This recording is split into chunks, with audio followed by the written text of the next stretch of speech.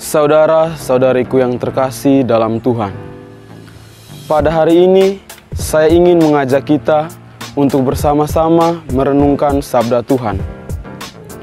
Refleksi kita pada hari ini terinspirasi dari Injil Lukas bab 1 ayat 39 sampai 45. Izinkan saya mengawali refleksi kita pada hari ini dengan sebuah cerita.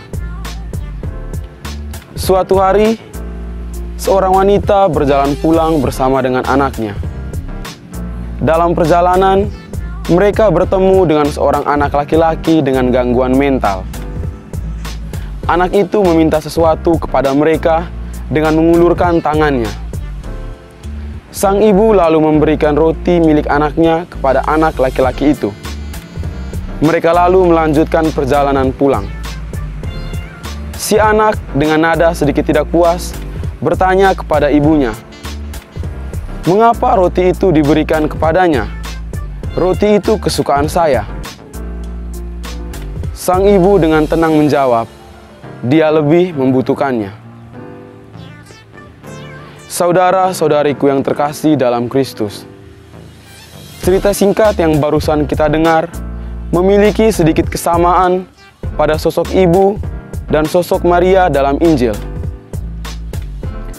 Bunda Maria memberikan segala sesuatu yang manusia butuhkan. Bunda Maria mengambil tempatnya sebagai Bunda Tuhan sejak ia menerima kabar dari malaikat Gabriel mendampingi Yesus hingga berada di kaki salib.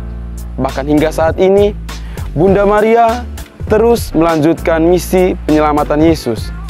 Ia menawarkan dirinya sebagai pelindung dan perantara segala rahmat. Sebagai bunda, Maria tahu akan segala kebutuhan anak-anaknya.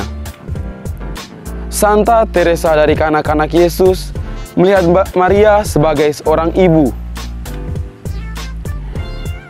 Kisah Bunda Maria dan Elizabeth menggambarkan hubungan antara manusia dengan Yesus, di mana Bunda Maria mengambil tempat sebagai perantara.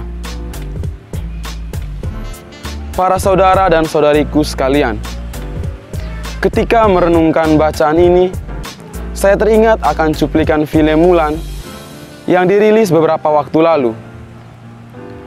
Dalam film itu ditampilkan para tentara mengangkat sumpah keprajuritannya. Sumpah pertama, loyal. Bunda Maria adalah sosok dengan kesetiaan yang tinggi. Bunda Maria setia menjalankan tugasnya sebagai ibu Tuhan dari Nazaret hingga di bawah kaki salib di puncak Golgota, bahkan hingga saat ini. Kedua, brave. Dalam Injil, Bunda Maria berani mengambil keputusan untuk berjalan dari Nazaret menuju Yehuda untuk membantu Elizabeth yang sedang mengandung. Bunda Maria ingin melindungi Elizabeth dari segala kemungkinan terburuk pada usia kehamilannya di masa tuanya. Ketiga, true. Bunda Maria adalah sosok yang sangat tulus dan jujur memberikan perhatian kepada manusia. Ketulusan Maria dapat dirasakan oleh Elizabeth melalui salam yang diucapkannya, menyusul reaksi anak dalam kandungan Elizabeth.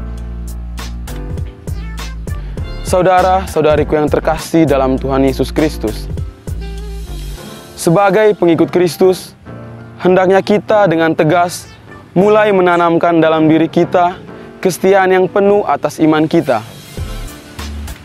Iman mesti dipahami sebagai jawaban manusia atas pernyataan diri Allah yang mengambil inisiatif untuk menawarkan keselamatan dengan ketaatan iman manusia sebagai jaminannya. Sebagai pengikut Kristus, kita harus berani menunjukkan kepada dunia kekayaan iman kita. Doa Rosario menjadi salah satu kekayaan iman Katolik yang menunjukkan kedekatan kita dengan Ibu Maria. Kita harus menjadi pribadi-pribadi yang jujur seperti Bunda Maria. Kita mesti jujur terhadap Tuhan, terhadap diri kita sendiri, dan terhadap sesama kita.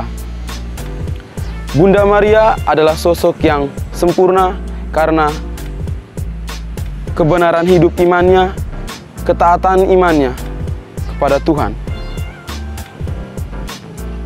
Para saudara dan saudariku yang terkasih, semoga Bunda Maria mendoakan kita kepada putranya dan memampukan kita untuk menjadi pengikut Kristus yang setia seperti dirinya sendiri.